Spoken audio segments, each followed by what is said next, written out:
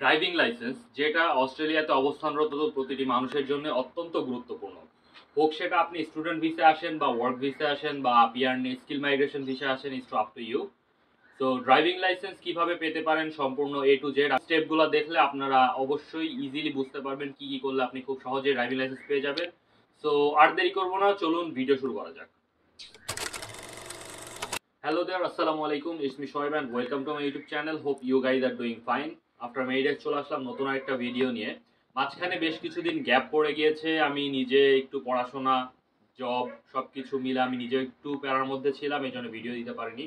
তো রিসেন্টলি আপনারা অনেকেই হয়তোবা দেখেছেন আমি অস্ট্রেলিয়ান ফুল ড্রাইভিং লাইসেন্স সেটা পেয়ে গিয়েছি with 99.9% marks. So it's really amazing. It was a great experience for me. So কিভাবে আমি পেয়েছি এটা, তো আমি আমার আগের প্রত্যেকটা ভিডিওতেই বলি, আপনি যখন অস্ট্রেলিয়াতে আসতেছেন আপনার দেশের লাইসেন্সটার মাধ্যমে যদি আপনি একটা ইন্টারন্যাশনাল ড্রাইভিং লাইসেন্স কনভার্ট করে নিয়ে আসেন, আপনি এখানে আসার পর অলমোস্ট 1 বছর পরিমাণ মতো আপনি ইজিলি গাড়ি চালাতে পারবেন without any kinds of hassle. তো আমি আজকে আমার জার্নিটা যেটা বলবো, আমি হচ্ছে আমার দেশের driving licence almost 5 to 6 years ছিল বয়স, যেটার কারণে আমি এখানে সরাসরি অ্যাপ্লাই করে ফেলছি। অ্যাপ্লাই করার পর যেটা হয়েছে, আমাকে একটা ডিকেটি অর্থাৎ ড্রাইভিং নলেজ টেস্ট দেওয়া লাগছে। ডিকেটি দেওয়া আই ডোন্ট থিঙ্ক সো যে খুব বেশি টাফ, কারণ আমি নিজে পাস করেছি, আমার বন্ধু কয়েকজন পাস করেছে, ছোট ভাই কয়েকজন পাস করেছে।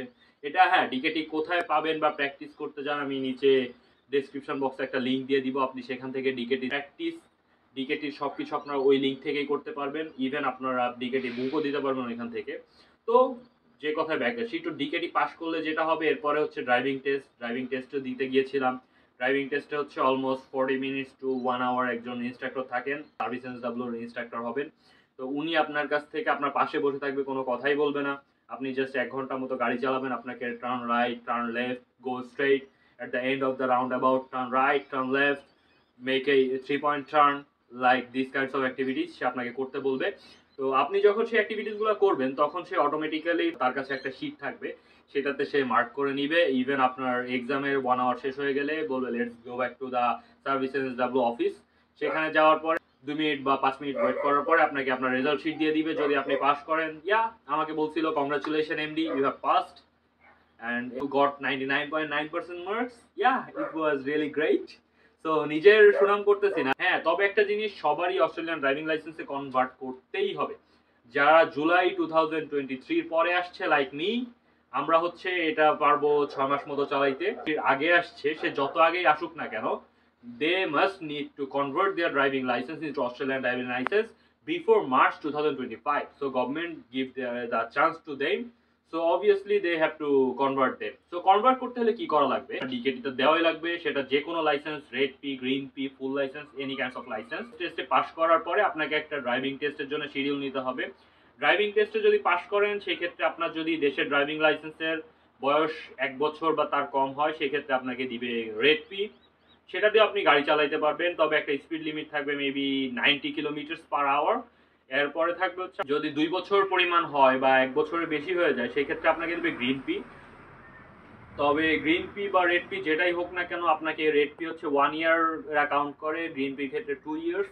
অ্যান্ড যদি আপনার টোটাল 3 ইয়ার্স বা মোর দ্যান দ্যাট হয় লাইসেন্সের বয়স, আপনি ডিরেক্টলি একটা ফুল লাইসেন্স পেয়ে যাবেন like me, and you can drive wherever, whenever, whatever you want.